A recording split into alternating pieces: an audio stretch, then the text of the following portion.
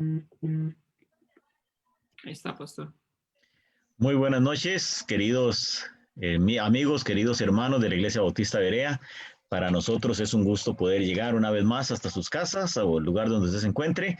Y hoy pues tenemos el privilegio de iniciar un estudio nuevo, así que vamos a darle gracias a Dios, vamos a poner la transmisión y el estudio, el canto que vamos a tener en las manos de nuestro Señor para que Él sea quien reciba la honra y la gloria. Así que lo invito a que nos acompañe en oración. Oremos.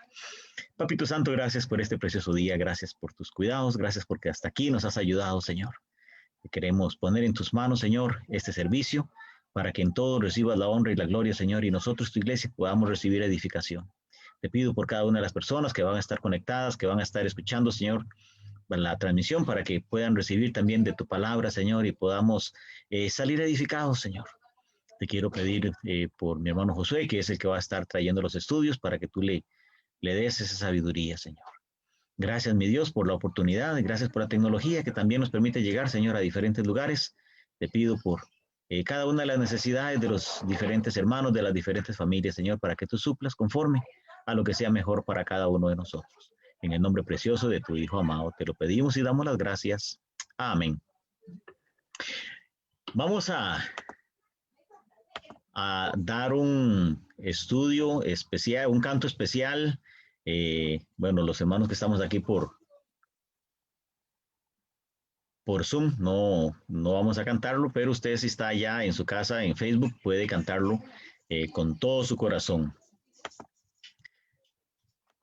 Vamos a compartir por acá, regálenme un segundito.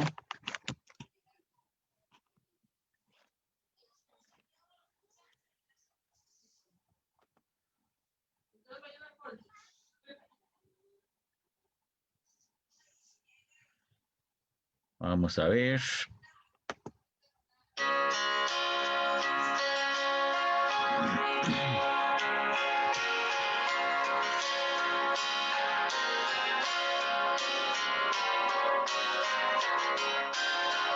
He decidido seguir a Cristo.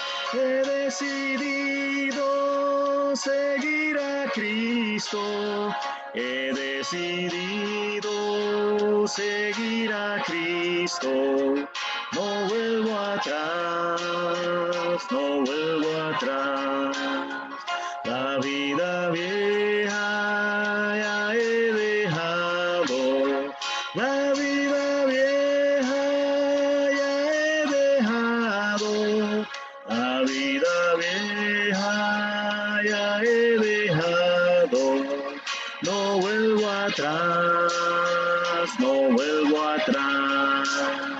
El Rey de Gloria me ha transformado. El Rey de Gloria me ha transformado. El Rey de Gloria me ha transformado. No vuelvo atrás, no vuelvo atrás. Vida eterna Cristo me ha dado. Vida eterna Cristo me ha dado. Vida eterna Cristo me ha dado. No vuelvo atrás, no vuelvo atrás.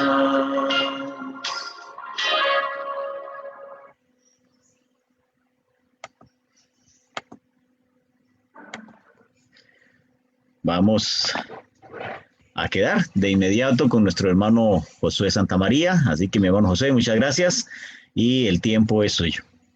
Muchas gracias, pastor. Gracias por dirigirnos en ese canto tan hermoso. Y bueno, que el Señor les bendiga, hermanos. Es nuevamente un privilegio para mí poder traer el estudio de los miércoles. Estos miércoles, si Dios lo permite, vamos a estar hablando sobre la carta a los Filipenses. Es una carta, digo yo, pequeñita en tamaño, son 4 capítulos, pero tiene una gran cantidad de maravillas dentro de ella, como toda la palabra de Dios. Entonces, vamos a estarla estudiando. El plan es que podamos abarcar, si el Señor nos lo permite, un capítulo por día. Eso nos haría terminarlo en 4 estudios comenzando el día de hoy. Entonces, ese es el plan, mi hermano, pero le invito para que comencemos ya oficialmente, que entremos nuevamente delante de la presencia de Dios, dejemos este momento en sus manos. Si usted está haciendo alguna otra cosa, enfóquese en la palabra de Dios en este momento, deje cualquier otra cosa. Recuerde el ejemplo que nos deja la palabra de Dios con Marta y María. Una estaba afanada haciendo cosas, la otra estaba a los pies del maestro escuchando. Hoy vamos a estudiar la palabra de Dios. Ojalá que usted tome la parte buena, deje cualquier otra cosa, deje ese afán, deje las labores y ponga atención a lo que Dios tiene para usted en esta noche. Entonces le invito a que entremos en oración a la presencia de nuestro Dios. Padre amado, Dios todopoderoso, Señor, gracias, Señor, porque tú eres bueno, Señor, gracias porque tú tienes control de todo, Señor, y gracias, Padre Santo, porque nos permites reunirnos como iglesia nuevamente, Señor, para poder estudiar tu palabra, Señor. Gracias porque podemos iniciar un nuevo estudio, Señor. Vamos a estar hablando sobre la carta a los filipenses, Señor. Tú sabes que es una carta maravillosa, Señor, y te pedimos, Señor, para que tú obres en los corazones de cada uno de nosotros, Señor. Utilízame a mí, Señor, como instrumento tuyo, Señor. Yo sé que no soy digno, Padre Santo, pero tú me haces este privilegio, esta oportunidad, Señor. Por favor, utilízame, Señor, para predicar tu palabra, Señor, anunciarla, enseñarla, Señor, y te pido que los hermanos que lo escuchen, Señor, las personas que lo escuchen tengan un corazón dispuesto, Señor, a escuchar lo que tú tienes para cada uno de nosotros, Padre. Te lo pedimos, te damos las gracias en el nombre de tu Jesús. Amén. Bueno, mis hermanos, voy a compartirles la pantalla para poder mostrarles una presentación que tenemos para el día de hoy. Creo que por ahí la están viendo ya. Si no la vieran, por favor me avisan. Pero ya tendrían que estar viendo una presentación acerca de qué hice Filipenses. Entonces, espero que ahí la tengan, ¿verdad? Entonces, como les decía, vamos a estar estudiando sobre esta carta tan maravillosa, y ahí me confirmaron, muchas gracias, esta carta tan maravillosa que es Filipenses. Vamos a ver, vamos a moverlo por acá.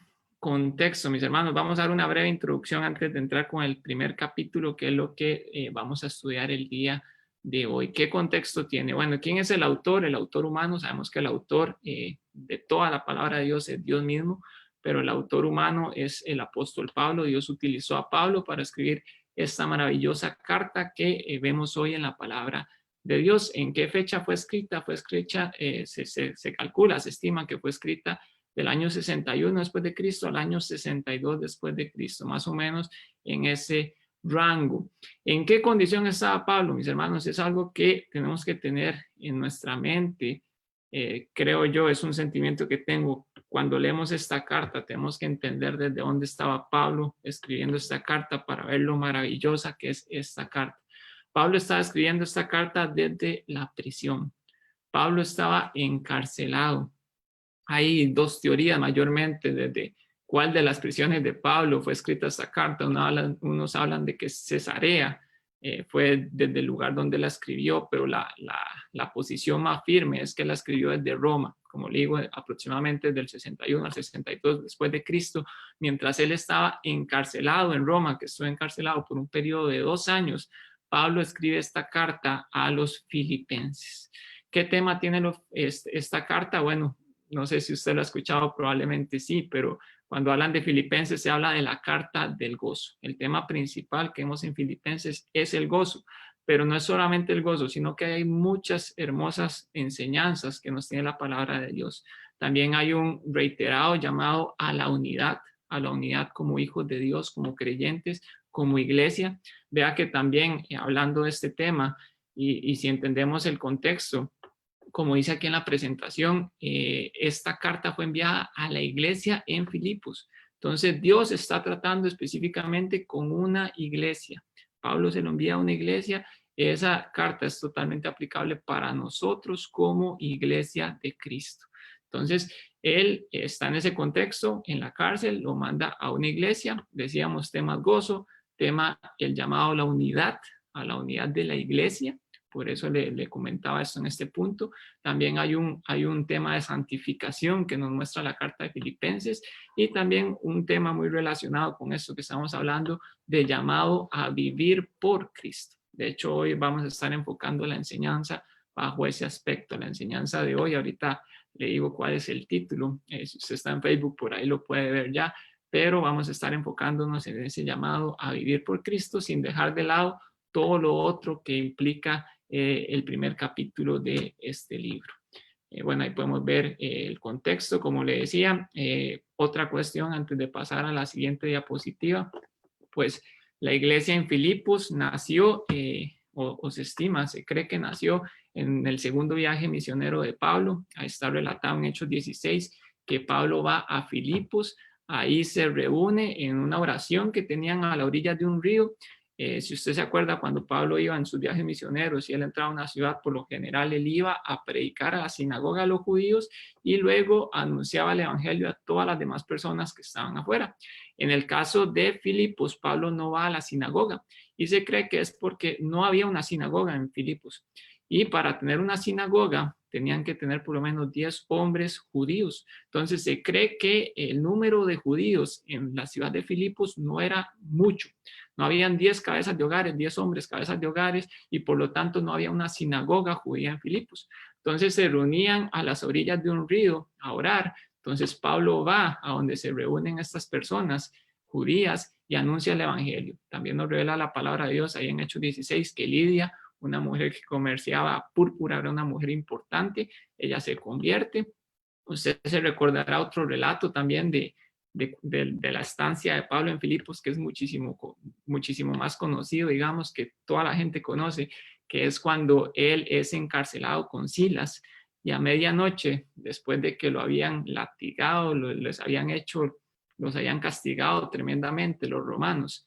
Y usted sabe, cuando hablamos de latigazos romanos, qué latigazos eran, y con su cuerpo lacerado, con su cuerpo totalmente destrozado. Podemos pensar en la última celda. Pablo y Silas estaban cantándole al Señor a medianoche, orando y cantándole al Señor. Eso fue en Filipos. Ahí fue donde sucedió el terremoto, donde el carcelero corrió a los pies de Pablo y de Silas, como usted puede ver ahí en la imagen de la diapositiva, y le dice, ¿qué debo hacer para ser salvos? Entonces, de esas conversiones, tanto de Lidia como el carcelero y su familia, se cree que nace la iglesia de Filipos. De hecho, Pablo se marcha de Filipos, pero se cree también que Lucas se quedó en Filipos y él continuó ahí también con los hermanos que estaban en la iglesia. Entonces, ese es como el contexto. Filipos era una ciudad europea, eso se encuentra en lo que actualmente hoy es Grecia. Entonces, si usted va a un mapa, hoy día estamos hablando de Grecia, ahí se encuentra la ciudad de Filipos. Era una colonia totalmente romana para la época. Como romano, tenían cultura romana, múltiples dioses, la moralidad baja. La mayoría de gente, como decía, era gentiles, también habían judíos, ¿verdad? Pero ese es el contexto de la carta. Nada más tengamos eso en mente porque es bueno entenderlo cuando vamos a hablar de a quién fue dirigida esta carta y los mensajes que tiene el apóstol, que tiene Dios para ellos, ¿verdad? Entonces vamos a pasar y ya vamos a empezar propiamente con Filipenses capítulo 1. Ya vimos como una introducción. Sé que es breve, pero el tiempo premia, ¿verdad? Cuando vamos a hablar de, creo que ahora sí. Ahí había un audio. Bueno, entonces Filipenses capítulo 1, de título le pusimos a la enseñanza hoy, le puse a la enseñanza hoy, viviendo por y para Cristo, viviendo por y para Cristo. Y lo vamos a ir en 7 puntos, mis hermanos, 7 puntos. Sé que suena largo, pero voy a tratar de condensarlo y que podamos avanzar rápidamente. El primer punto que quiero que veamos en esta noche, mis hermanos, es qué es y qué tiene un hijo de Dios. ¿Qué es y qué tiene un hijo de Dios? Y eso lo vamos a ver en Filipenses 1. Espero que ya lo tenga ahí en su Biblia. Filipenses capítulo 1, versículos 1 y 2. Dice la palabra de Dios. Pablo y Timoteo, siervos de Jesucristo, a todos los santos en Cristo Jesús que están en Filipos con los obispos y diáconos. Nos vamos a tener ahí un momentito. Ya cómo se presenta Pablo. Pablo dice, yo soy un siervo. Él incluye a Timoteo en esta carta que él manda a Filipenses. Decimos que el autor es Pablo, pero se cree que por esta salutación que él hace, Timoteo estaba con él desde Roma, donde él escribe la carta. Y él dice, yo soy un siervo. Timoteo es un siervo. Y ya lo habíamos estudiado hace unos meses en la iglesia, pero esta palabra siervo realmente en el original tiene una connotación de esclavo. Entonces Pablo se presenta como un esclavo de Cristo, como un doulos, como dice ahí en la presentación. Esa es la palabra griega. Pablo dice, yo soy un esclavo de Jesucristo. ¿Qué quiero que pensemos ahí, mis hermanos? ¿Qué es un hijo de Dios? Un hijo de Dios no es otra cosa que no sea un esclavo de Cristo. Así nos tenemos que entender nosotros como hijos de Dios, esclavo de Cristo. Pablo lo dice y eso debería ser nuestro pensar y nuestro sentir de cada uno de nosotros, un esclavo de Cristo. Luego pasa al versículo 2, dice, gracia y paz a vosotros, de Dios nuestro Padre y del Señor Jesucristo. ¿Saben, mis hermanos? Hay dos cosas ahí que Pablo está haciendo innatas a los receptores de esta carta, cosas que tienen que estar en los receptores de esta carta, que de fijo están, y es la gracia y la paz. Gracia, la gracia que nos da el Señor Jesucristo, el regalo que no merecemos de la salvación. Recordemos, estamos hablando, Pablo le mandó la carta a la iglesia de Filipos y entonces él dice, ustedes tienen la gracia, la salvación de Cristo y también tienen la paz. Y eso es una característica muy importante, mis hermanos. ¿Qué característica más importante que Pablo está diciendo? Es parte de un hijo de Dios. ¿Qué tiene un hijo de Dios? Tiene gracia, salvación, tiene paz. Es complicado, mis hermanos, a veces es complicado, pero vea que la palabra de Dios nos dice que un hijo de Dios tiene paz. Y lo vemos en este versículo, en el saludo de Pablo, y así lo vamos a también ver más adelante en el capítulo 4, que nos habla también mucho sobre este aspecto. Entonces, ¿qué es un hijo de Dios? Es un esclavo que tiene un hijo de Dios, tiene que tener gracia y paz, salvación y paz, es innato en un hijo de Dios. El segundo punto que quiero que pensemos, mis hermanos, en esta noche es el gozo constante. El gozo constante tiene que ser una verdad en el Hijo de Dios. Decíamos que uno de los temas principales de esta carta es el gozo. Y aquí del versículo 3 al 8, Pablo nos habla del gozo y nos habla por qué motivos él está gozoso. Ahora, recuerde, hagamos una pausa aquí. Recuerde que Pablo escribe la carta desde la cárcel. Ahora, si nos vamos un poquito más atrás, ¿por qué Pablo está en la cárcel? Por predicar a Cristo. No está en la cárcel porque se robó algo, no está en la cárcel porque mató a alguien, no está en la cárcel porque hizo absolutamente nada malo. Pablo está en la cárcel por predicar de Cristo.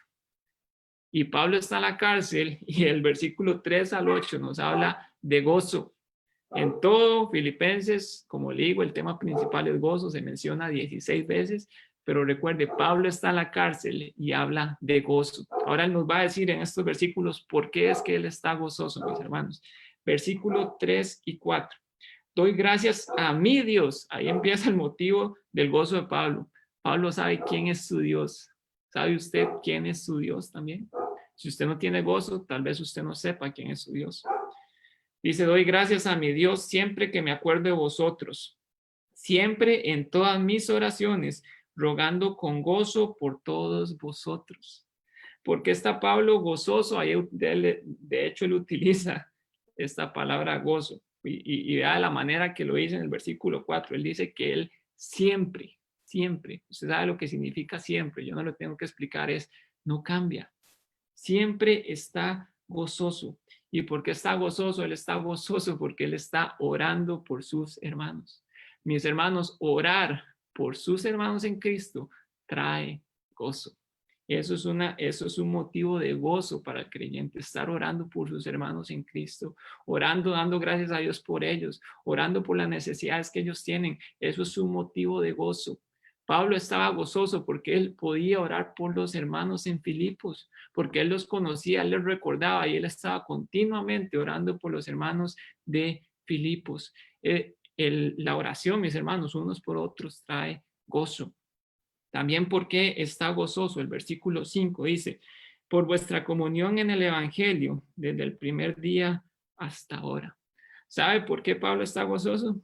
Porque esa iglesia era una iglesia de comunión. Había una comunión en el Evangelio, una comunión centrada en Cristo, una comunión centrada en predicar la palabra. Dice, desde el primer día hasta ahora ustedes han mantenido esa comunión. Por eso Pablo estaba gozoso.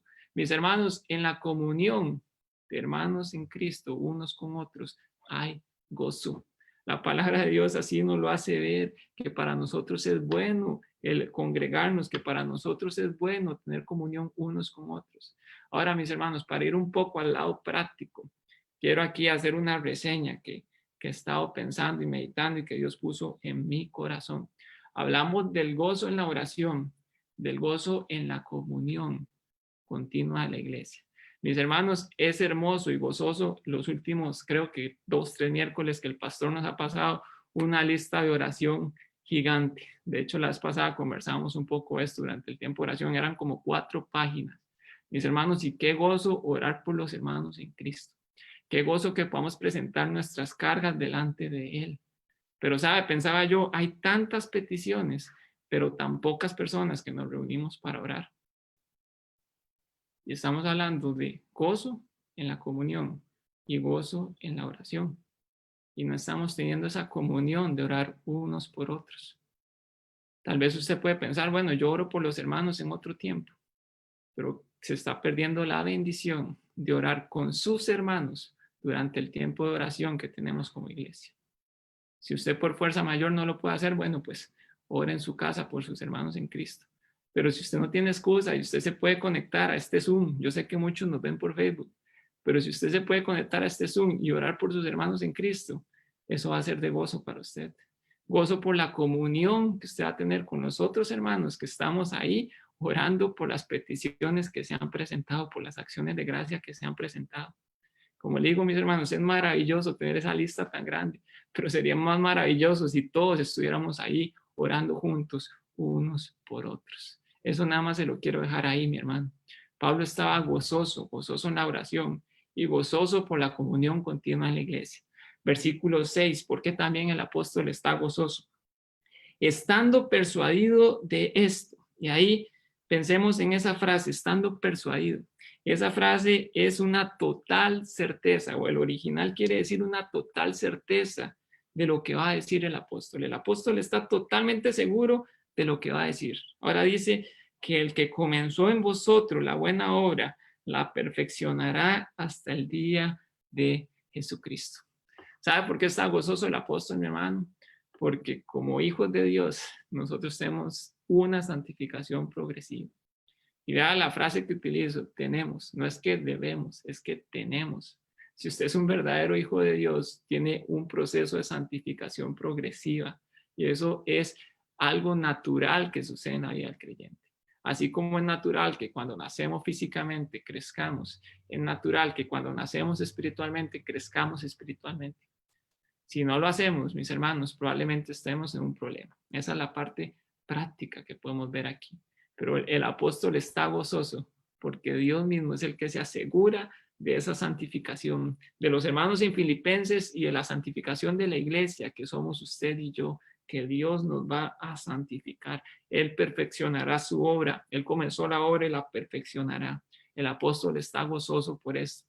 Versículos 7 y 8, mis hermanos.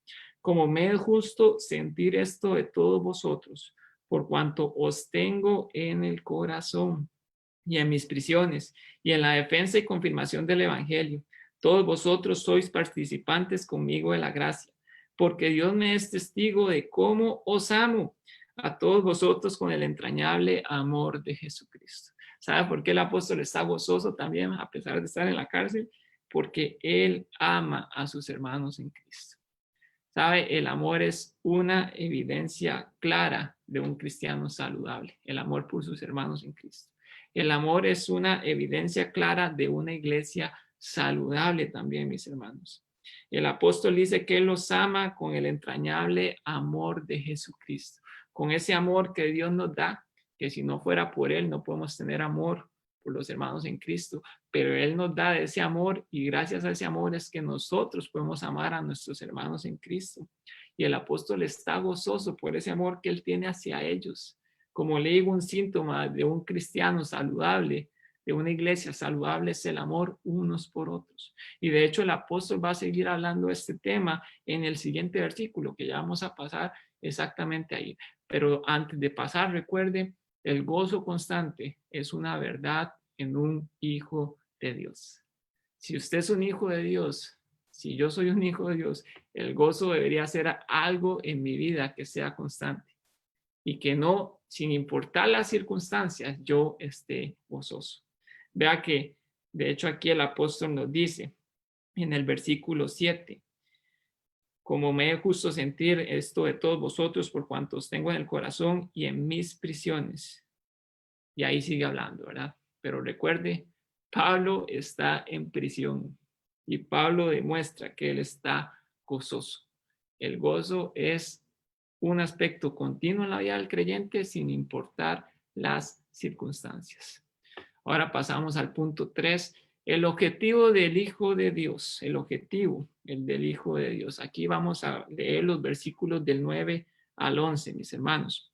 Dice el 9, y esto pido en oración, que vuestro amor abunde, aún más y más en ciencia y en todo conocimiento. Ahí nos vamos a detener.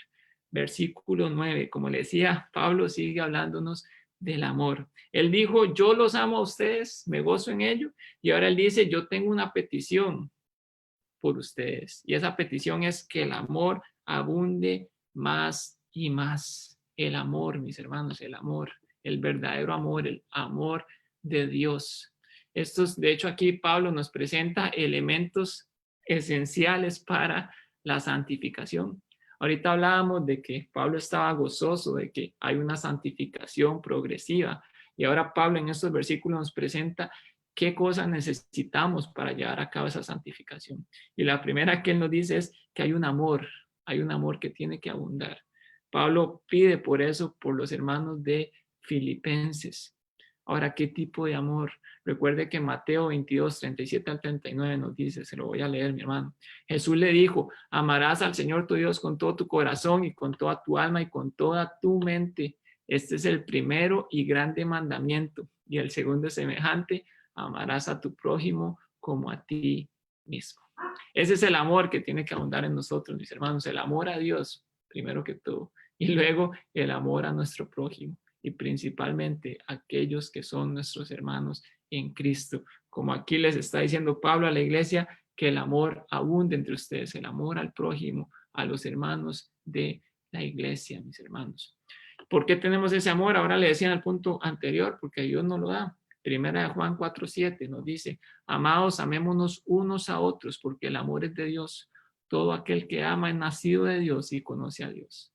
O sea, y vea lo que nos dice Primera de Juan, todo el que ama es nacido de Dios. Si yo soy nacido de Dios, si soy un hijo de Dios, como le digo, una consecuencia es que yo ame a mi hermano. Eso nos dice 1 Juan 4:7. Y el 4:16 de 1 Juan nos dice algo muy similar, se lo voy a leer también.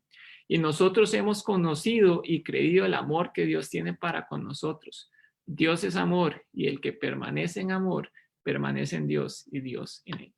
Dios, una de sus más grandes características, aunque sabemos que Dios es algo completo y no es que tiene algo más grande que lo otro, pero el amor de Dios es inmenso, es maravilloso, tanto así que mandó a su único hijo a morir por usted y por mí. Bueno, pues ese amor de Dios es tan grande que dice la palabra de Dios, Dios es amor, literalmente, Dios es amor. Y el que permanece en amor, permanece en Dios y Dios en él. Y volvemos a lo mismo, si yo soy un hijo de Dios, el objetivo mío, uno de mis objetivos es ame a Dios, ame a sus hermanos en Cristo, ame al prójimo también, aquellos que no son hermanos en Cristo. ¿Cómo le debo amar? Llevándole la palabra de Dios, porque si no la llevamos, ellos irán a una eternidad de castigo si no escuchan la verdad de la palabra de Dios. Entonces, el amor, mis hermanos. Ahora el versículo 10 dice, para que aprobéis lo mejor, a fin de que seáis sinceros e irreprensibles para el día de Cristo. Aquí, bueno, otras dos palabras que quiero que mencionarle del versículo anterior que tienen relación con este versículo 10 como tal, mis hermanos. La palabra que utiliza el apóstol cuando dice en el versículo 9, vuestro amor abunde aún más y más en ciencia. Esa palabra ciencia es epignosis en la palabra original del griego, y eso quiere decir un pleno conocimiento.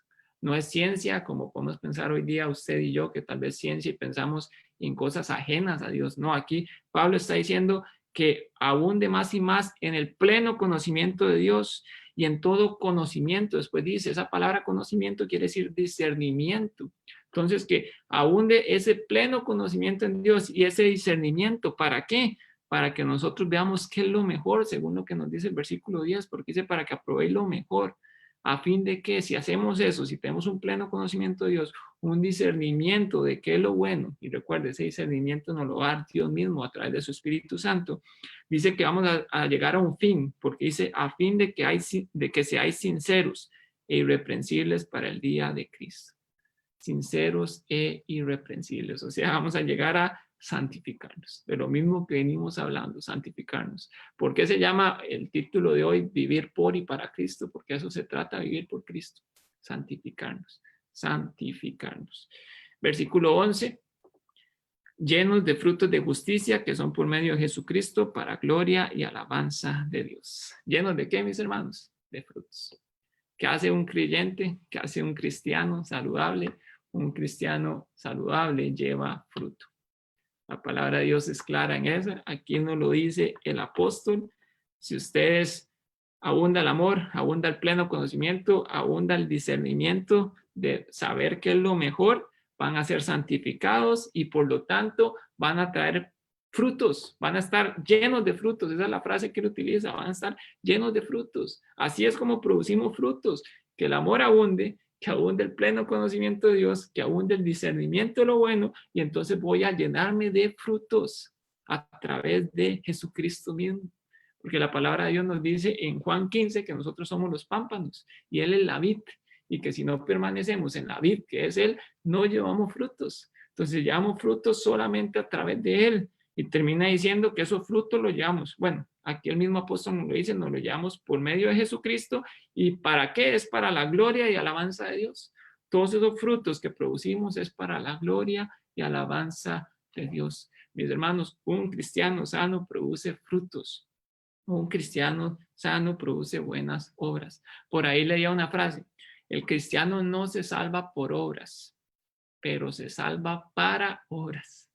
Una vez que yo soy un hijo de Dios, lo natural, lo normal es que yo lleve fruto, que venga a producir buenas obras. Si no lo estoy haciendo, mi hermano, pues estoy en un grave error y tengo que ponerme a cuentas con Dios. O puede ser que simplemente no sea un hijo de Dios. Ese es el tercer punto, reflejar a Cristo. El objetivo de Dios, el objetivo del Hijo de Dios es reflejar a Cristo, santificarse. Cuarto punto, mis hermanos, la perspectiva del Hijo de Dios. La perspectiva del Hijo de Dios. Aquí vamos a hablar del versículo 12 al 18. El 12 es como una introducción que nos hace Pablo mismo de lo que él va a hablar. Dice, quiero que sepáis, hermanos, que las cosas que me han sucedido han redundado más bien para el progreso del Evangelio. ¿Qué cosa le había sucedido a Pablo? Recuerde de dónde escribe la carta. Él está en prisión. Él está prisionero. Pero él dice, esto que me ha sucedido más bien ha sido para el progreso del Evangelio. Y él empieza a contar cómo es que esto ha sido posible. Porque podemos pensar, él estaba preso. ¿Cómo iba a hacer para predicar? ¿Cómo iba a hacer para que el Evangelio se esparciera? Pero Pablo tiene una perspectiva muy distinta, mis hermanos, que es la perspectiva que nosotros tenemos que tener, la perspectiva que un hijo de Dios debe tener. Esa es la introducción de lo que él viene a decir. Versículo 13 dice, de tal manera que mis prisiones sean hechos patentes en Cristo, en todo el pretorio y a todos los demás. Esa palabra patentes es, podemos decir, se han hecho manifiestas en Cristo. Y quiero enfocarme en esa segunda parte que dice, en todo el pretorio y a todos los demás. ¿Saben, mis hermanos? Esa palabra pretorio hace una referencia clara a la guardia, al servicio directo del emperador. Los guardias que estaban al servicio del emperador, recuerde que Pablo está preso en Roma, y Pablo, de hecho, si nos vamos un poquito más al contexto, cuando Pablo es preso en Roma es porque él apela al César. Él está siendo juzgado, está en Cesarea y él dice, yo apelo al César. Y lo mandan a Roma porque él apeló al César. En la historia, en el contexto histórico, los presos que apelaban al César eran cuidados por la guardia pretoriana, la guardia al servicio del emperador, la guardia al servicio del César. Estos eran hombres que usted puede pensar eran casi que usted no les podía llegar de ninguna manera. Era muy difícil que usted pudiera conversar con esos hombres porque eran hombres dedicados al servicio del César, soldados romanos. Pero Pablo dice que las prisiones se han hecho manifiestas porque el evangelio ha progresado. ¿De qué manera? En todo el pretorio. Pablo preso por predicar la palabra de Dios. Pablo en ese estado. Él sigue predicando la palabra de Dios. ¿Y ahora quién le predica? Bueno, pues le predica la guardia pretoriana. Los soldados, mis hermanos, que cuidaban al apóstol Pablo, fueron evangelizados por el apóstol Pablo. Dígame si eso no es tremendo, hermano. La verdad que eso, hablamos de gozo en este Filipenses 1 y eso me llena de gozo porque qué tremendo, mi hermano. En la cárcel, inocente, y él sigue predicando la palabra de Dios. Ahora se la predica a los soldados también. Y dice, y a todos los demás. Si nos vamos a Hechos capítulo 28, usted se da cuenta que Pablo en esos 2 años que él pasa preso, a él lo mandan como a un tipo de casa por cárcel. A él lo mandan a esta casa, él no puede salir de ahí es donde él está siendo resguardado por la guardia pretoriana, y en esa casa se le permitía que llegara gente y que él les pudiera predicar. Entonces, los que querían, romanos de la ciudad de Roma, o si venían de largo, el que quisiera poder ir donde Pablo, y Pablo le podía predicar. Pablo estaba preso, Pablo no podía salir, pero Pablo seguía predicando a Cristo, y en este momento específico de su vida, Dios le dio esa manera de predicar a los soldados y a todos los que llegaban. Entonces todos podían escuchar, el evangelio progresaba.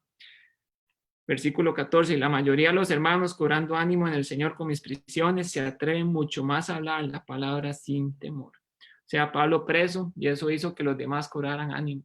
Que los demás dijeron, bueno, ahí está el apóstol Pablo, encarcelado por hablar de Cristo, y yo me lo imagino de esta manera. Él sigue hablando de Cristo, entonces, ¿qué me cuesta a mí?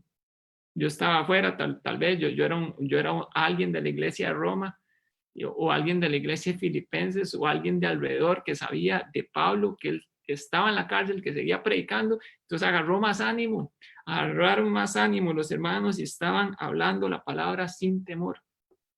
Versículo 15 al 18, vamos a leer esto juntos. Dice, algunos a la verdad predican a Cristo por envidia y contienda, pero otros de buena voluntad. Los unos anuncian a Cristo por contención, no sinceramente, pensando añadir aflicción a mis prisiones, pero los otros por amor, sabiendo que estoy puesto para la defensa del evangelio. ¿Qué pues? Que no obstante, de todas maneras, o por pretexto o por verdad, Cristo es anunciado, y en esto me gozo y me gozaré aún. Mis hermanos, aquí vemos y vemos que Pablo, el apóstol, habla de unos que predican a Cristo con una mala intención. Esto se cree, como le digo, es una creencia, no podemos asegurarlo, que probablemente eran personas que estaban con envidia por el ministerio del apóstol. Y por eso entonces, viendo que el apóstol predicaba aún en cárcel, se pusieron ellos también a predicar a Cristo, pero con la intención más bien de querer minimizar el ministerio del apóstol. Pero esto, como le digo, es una de las teoría de las creencias que hay, tal vez una de las más fuertes, que estas personas predicaban a Cristo con malas intenciones. Pero también nos dice el apóstol que había otros que lo hacían con un corazón sincero, como aquellos que agarraron ánimo y anunciaban a Cristo. Y dice que sea de una manera o de otra, lo bueno era que Cristo era predicado. Sea porque uno lo hacían por envidia o otros lo hacían con un corazón sincero, lo maravilloso al final era que Cristo era predicado, el nombre de Cristo era predicado. Y por eso lo que quiero que veamos en todo esto, mis hermanos, en todo este punto, la perspectiva del Hijo de Dios, es que Pablo entendía que él estaba en prisión, que algo terrible estaba pasando alrededor de su vida, que él no podía salir de ahí, pero que todo eso Dios lo usó para bien. Dios usó todo ese contexto, todo eso que él tenía en ese momento, que podemos decir, uff, qué malo a nuestros ojos, pero Dios lo utilizó para bien, mis hermanos. Dios usa las cosas que nosotros podemos pensar negativas para bien. La pérdida de empleo, Dios la puede usar para bien, y sé que Dios la ha usado para bien en muchos testimonios. La pérdida de salud, Dios la puede usar para bien. Ahora que murió el misionero don Danny White, me acuerdo que hace unos, no sé si un año, unos meses, él había estado también en el hospital, creo que por una cuestión del corazón. Y escuchaba el testimonio que él estando ahí durante ese tiempo, aprovechó todo ese tiempo para predicarle a las personas que estaban en las camas alrededor. Entonces, mis hermanos, las cosas negativas que nosotros podemos ver negativas, tenemos que verlas bajo una perspectiva distinta. Dios es el que tiene control de todo y Dios utiliza todo para bien. Incluso muertes, mis hermanos. Tristemente, yo sé que hemos tenido pérdidas en nuestra congregación últimamente, pero sé que esas pérdidas han traído gran bendición para esas familias. No es desde la parte de que están felices de que esa persona se fue, jamás. Yo sé que el dolor existe, que el dolor está, pero sé que la bendición ha sido que en esas familias el evangelio ha podido ser predicado y ha habido personas de esas familias que han aceptado a Cristo y la iglesia ha crecido gracias a eso, mis hermanos. Mis hermanos, nuestra perspectiva delante de las circunstancias que nos rodean tiene que ser otra. Entender que Dios tiene control de todo, que Dios obra todo para bien, que a los que aman a Dios todas las cosas les ayudan para bien. Punto 5, mis hermanos, voy a tratar de correr un poquito más. El descanso del Hijo de Dios. Ya hablábamos en el punto 4, la perspectiva del Hijo de Dios. Ahora, el descanso del Hijo de Dios. Una de las características que dijimos en el versículo 2, dijimos que el Hijo de Dios tiene gracia, salvación y tiene paz. ¿Por qué paz? ¿Y por qué Pablo nos está diciendo paz si está en la cárcel? Bueno, ya hemos visto muchas razones por las cuales él dice estar gozoso y por las que ya podemos entender que él tiene paz, pero también podemos ver que él tiene paz porque él descansa completamente en Dios. Versículo 19 dice, porque para mí el vivir es Cristo y el morir es ganancia. Y perdón, creo que aquí me equivoqué. Es el versículo, sí, leí el 21. Dice, el 19, perdón. Porque sé que vuestra oración y la suministración del Espíritu de Jesucristo, esto resultará en mi liberación. Y vea la frase que utiliza el apóstol, porque sé, él estaba seguro, mi hermano, él tenía una certeza que por las oraciones de ellos, que porque el Espíritu Santo estaba obrando con él, orando para él, él tenía paz. Él decía, esto resultará en mi liberación. Él no lo podía saber, pero él tenía esa confianza. Versículo 20, conforme a mi anhelo y esperanza de que nada sería avergonzado, antes bien, y voy a la frase que utiliza, con toda confianza, como siempre, con toda confianza, como siempre, ahora también será magnificado Cristo en mi cuerpo, o por vida o por muerte. ¿Qué quiero ver ahí? Mis hermanos, él decía, yo tengo una esperanza de que voy a ser libre, pero sin embargo en el versículo 20 dice, puedo morir. Él sabía, él tenía una esperanza, una confianza de que él podía ser libre, pero él sabía que uno de los caminos que podía pasar era que él muriera también. Pero él dice, bueno, al final del versículo 20, sea por vida o por muerte, Cristo será glorificado.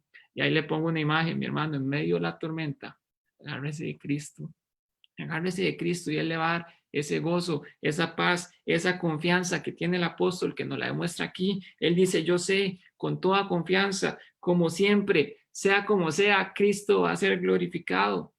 Y mis hermanos, eso es lo maravilloso, porque el objetivo suyo y el mío es que Cristo sea glorificado. Santificarnos, ¿para qué? Para que Cristo sea glorificado. Si en nuestra muerte trae gloria a Cristo, que así sea, mi hermano. Y si nuestra vida trae gloria a Cristo, que así sea. Si la enfermedad trae gloria a Cristo, que así sea. Pero sea como sea, que Dios sea glorificado. Por eso podemos descansar en Dios, porque lo que venga a nuestras vidas, Él va a ser glorificado si nosotros estamos siendo dóciles a Él, a su palabra, a vivir una vida como Él nos manda. El descanso del Hijo de Dios, mi hermano. Ahora, la vida del Hijo de Dios, y mucho de lo que hemos estado hablando tiene que ver con esto. De hecho, si usted ve el título de la noche de hoy, vivir por Cristo y vivir para Cristo.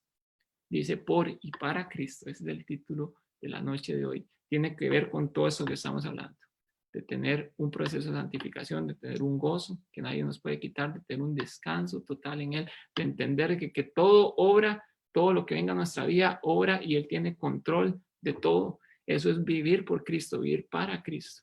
Y en el versículo 21 Él nos lo deja totalmente claro. ¿Cómo es la vida del Hijo de Dios? Dice el 21, porque para mí el vivir es Cristo y el morir es ganancia. Ese es un versículo que tenemos que aprendernos de memoria. Yo sé que ya muchos se lo saben, pero más que aprendérnoslo, vivirlo. Ahí escuchaba, es muy fácil morir por Cristo. Puede ser más fácil que vivir por Cristo. Vivir por Cristo es un reto, mi hermano, es un reto. El apóstol lo hacía y eso es lo que usted y yo tenemos que hacer, vivir por Cristo. Y sigue diciendo el versículo 22 al 26, lo voy a leer seguido, mi hermano. Mas si el vivir en la carne resulta para mí en beneficio de la obra, no sé entonces qué escoger. Vamos a ir haciendo unas pausas mejor, mi hermano. Vea lo que dice. Morir es ganancia, o sea, morir es mejor. Pero si el vivir resulta beneficio de la obra de Dios, entonces yo no sé qué hacer, dice Pablo. Sigue diciendo, porque de ambas cosas estoy puesto en estrecho, teniendo deseo de partir y estar con Cristo, lo cual es muchísimo mejor. Él vuelve. Morir es muchísimo mejor porque voy a estar en la presencia de Él. Yo tengo esa certeza.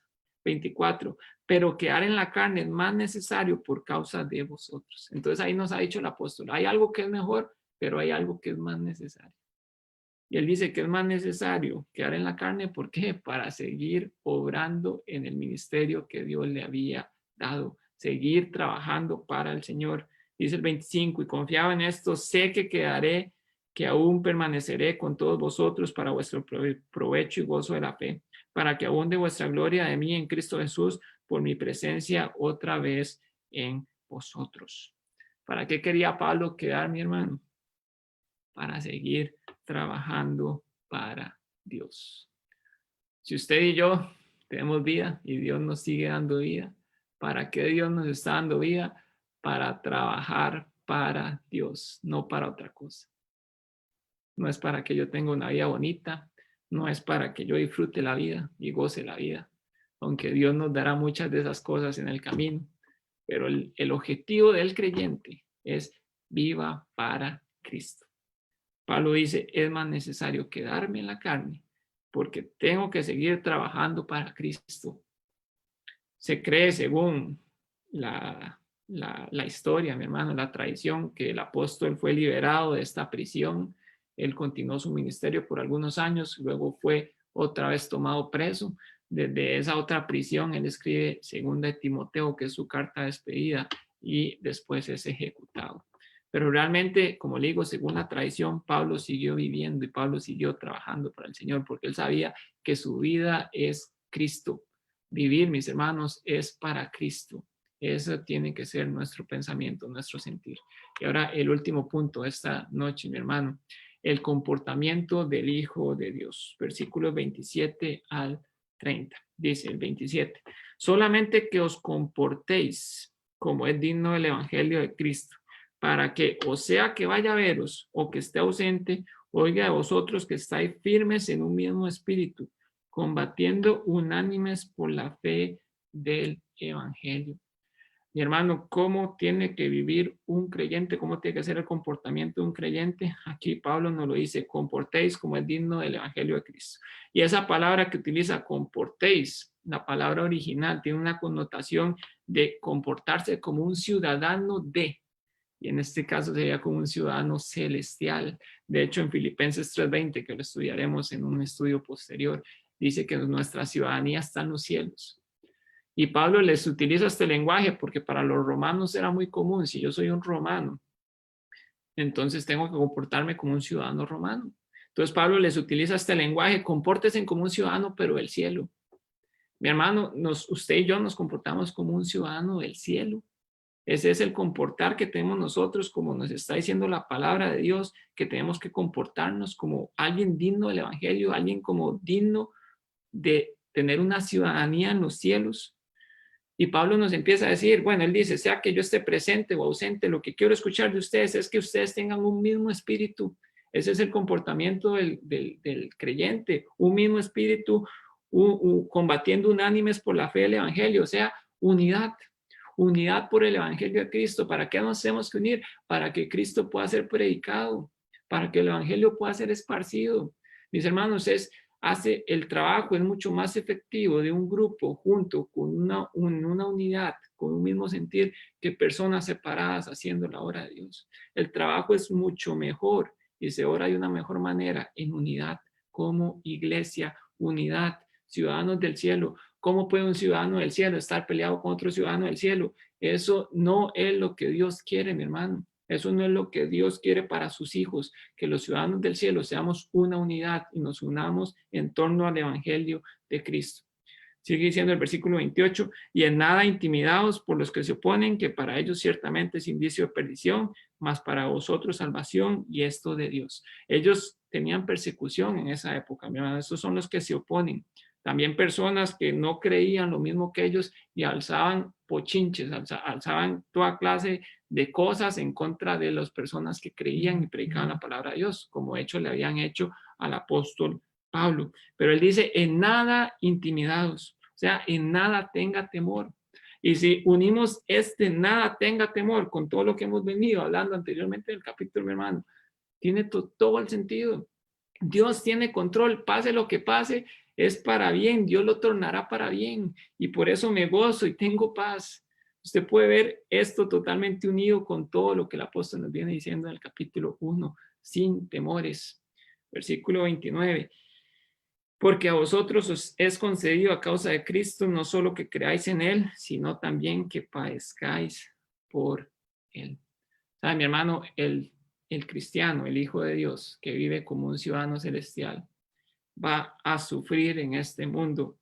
La palabra de Dios así nos lo dice claramente, nos lo dice aquí claramente en Filipenses 1:29 y nos lo dice también en muchos otros textos de la palabra de Dios. Le leo uno, por ejemplo, 1 Pedro 2:20-21. Dice, pues qué gloria es si pecando sois abofeteados y lo soportáis, mas si haciendo lo bueno sufrís y lo soportáis, eso ciertamente es aprobado delante de Dios. Pues para esto fuiste llamados, porque también Cristo padeció por nosotros, dejándonos ejemplo para que sigáis sus pisadas. Hay un ejemplo puesto, que es el ejemplo de Cristo. Y Cristo vino y sufrió, mi hermano. Usted lo sabe, Cristo vino a este mundo a sufrir y Él lo hizo por amor a usted y por amor a mí. Y ese sufrimiento es el que vamos a pasar usted y yo. De hecho, Cristo lo dijo muy claro en Juan 16:33, el mundo tendréis aflicción. La palabra de Dios nos dice que el cristiano, el Hijo de Dios, va a sufrir. Alguien que se comporta como un verdadero Hijo de Dios va a sufrir. A los jóvenes siempre les digo, mis hermanos, a los jóvenes en la sociedad les digo, si usted no está sufriendo en este mundo por ser un Hijo de Dios, cuidado, cuidado, cuidado, porque puede ser dos cosas. Usted está viviendo como alguien que no es un ciudadano del cielo, como alguien de este mundo, o usted está viviendo encubiertamente. Usted puede estar en esos dos casos. Y si está en esos dos casos, también revise su corazón para ver si usted verdaderamente es un hijo de Dios. Y si sí lo es, póngase las pilas, porque un ciudadano del cielo no vive como alguien de este mundo. Un ciudadano del cielo no vive encubierto. Un ciudadano del cielo está para la gloria de Dios.